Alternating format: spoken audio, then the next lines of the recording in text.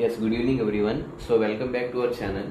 So in the previous video class session, we have given a basic introduction regarding quadratic equation and what general format of the quadratic equation, and basing on the degree how we have classified the equations. So within 1 minute I would like to recap the previous video class sessions. Okay, so generally equations are basically divided according to the degree. So generally degree you can say is nothing but the highest power in the given equation is nothing but degree.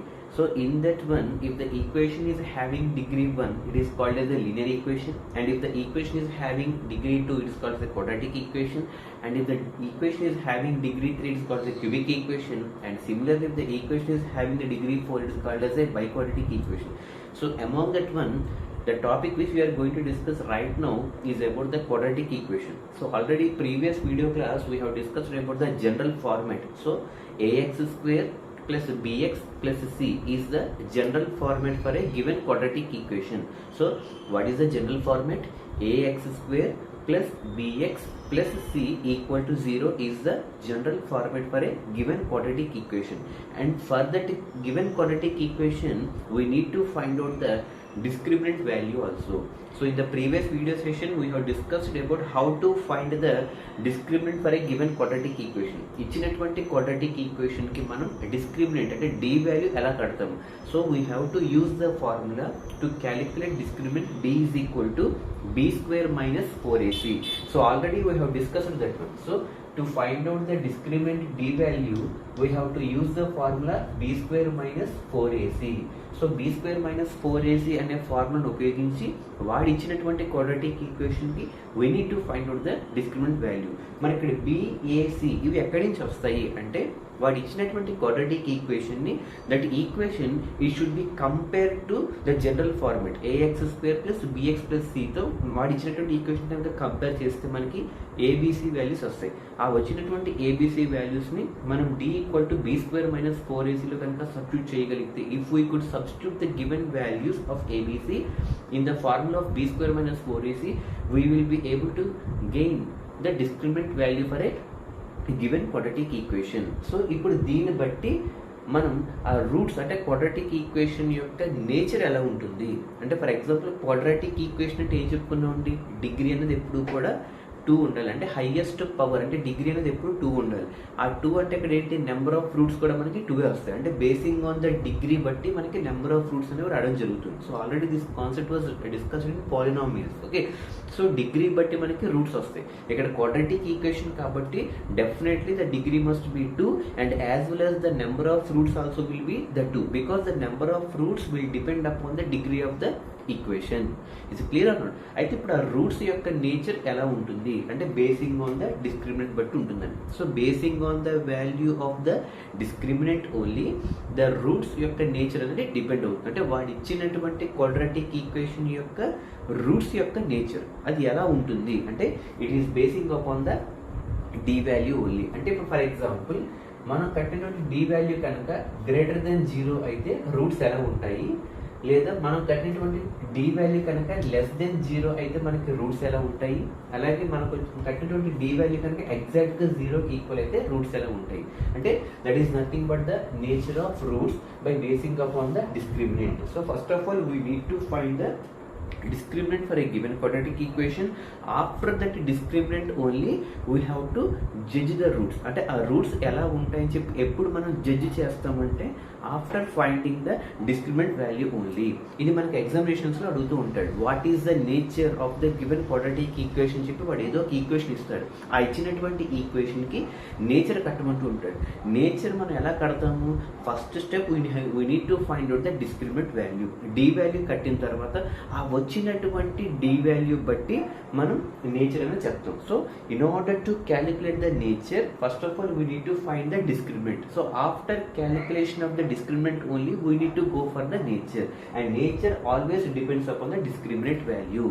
అంటే ఇప్పుడు d value కనుక greater than 0 అయితే nature ఎలా ఉంటుంది, ఎవరి యొక్క nature, roots యొక్క nature. ఏ roots, quadratic equation యొక్క రూట్స్ అనమాట. అంటే వాడు ఇచ్చినటువంటి క్వాడ్రాటిక్ ఈక్వేషన్ యొక్క రూట్స్ మనకు వచ్చినటువంటి డిస్క్రిమినెంట్ బట్టి దాని నేచర్ మనం చెప్తాం అనమాట. అంటే ఫర్ ఎగ్జాంపుల్ డి వాల్యూ కనుక గ్రేటర్ దెన్ 0 అంటే డి అంటే ఏంటి, b² - 4ac కనుక గ్రేటర్ దెన్ 0 వస్తే అప్పుడు క్వాడ్రాటిక్ ఈక్వేషన్ యొక్క రూట్స్ యొక్క నేచర్ ఎలా ఉంటుంది అంటే very very important, real and distinct అంటాం. Very very important, real and డిస్టింక్ట్గా ఉంటాయి.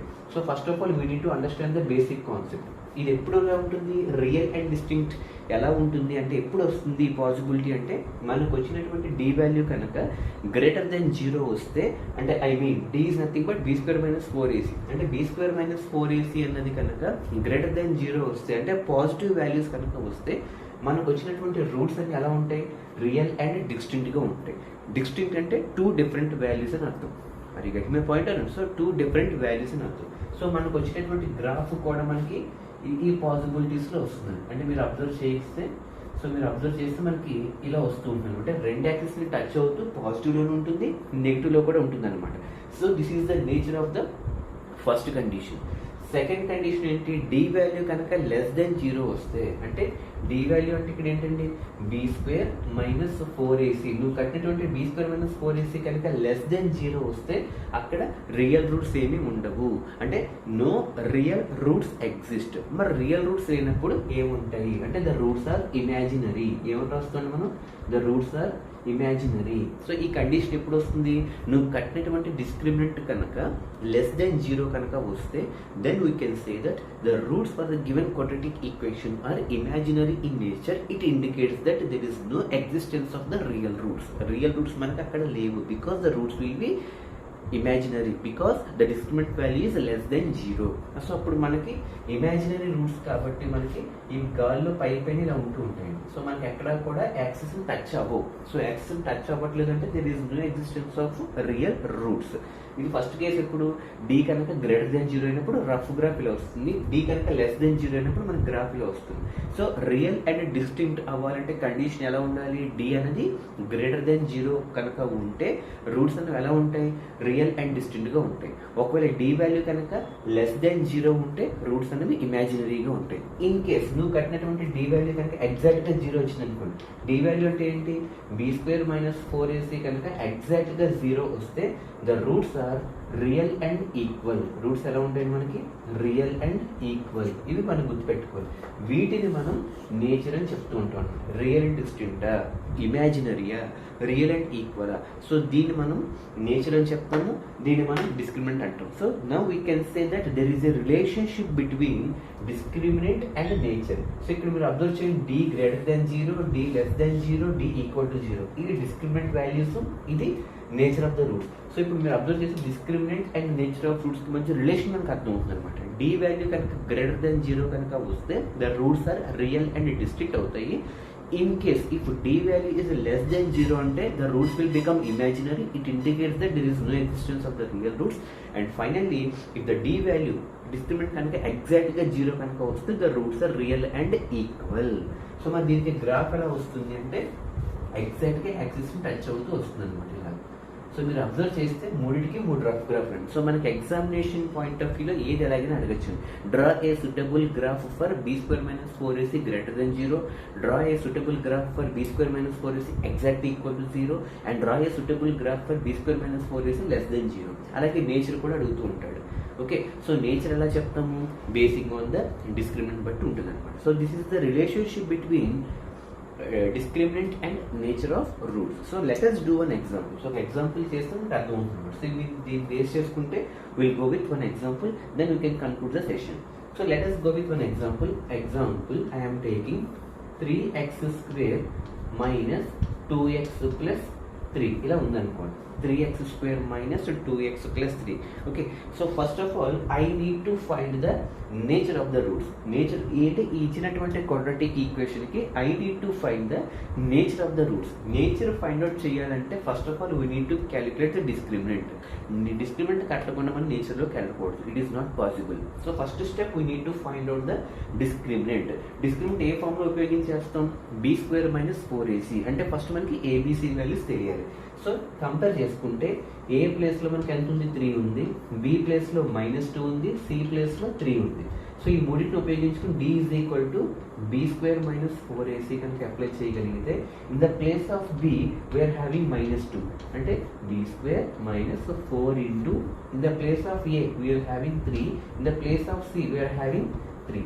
సో ఫైనల్లీ -2 స్క్వేర్ అంటే -2 into -2 plus 4 minus 4 into 3 12 3s are 36. So 4 minus 36. So 4 minus 36 అంటే అంత -32 అంటే d వాల్యూ ఎంత వచ్చిందండి -32 వచ్చింది.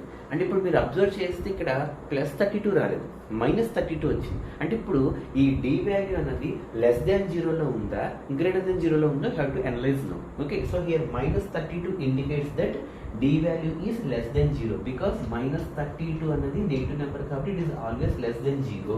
సో ఇప్పుడు మీరు నేచర్ చెప్పొచ్చు అనమాట. ఇప్పుడు d ని బట్టి అంటే ఇప్పుడు ఇది ఏ కేసుకు సంబంధించింది d వాల్యూ లెస్ దెన్ 0 అంటే d వాల్యూ లెస్ దెన్ 0 వచ్చింది అంటే the roots are imaginary. So ఈ ఈక్వేషన్ కి మనకి రూట్స్ లేవు.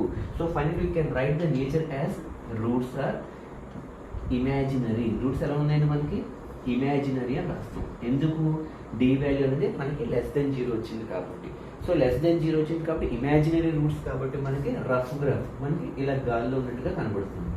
So this is the relationship between discriminant and nature of the roots and how to solve the problems on discriminant and nature. Okay, is it clear or not? So I very important concept for all the competitive examinations. So good evening, have a nice day.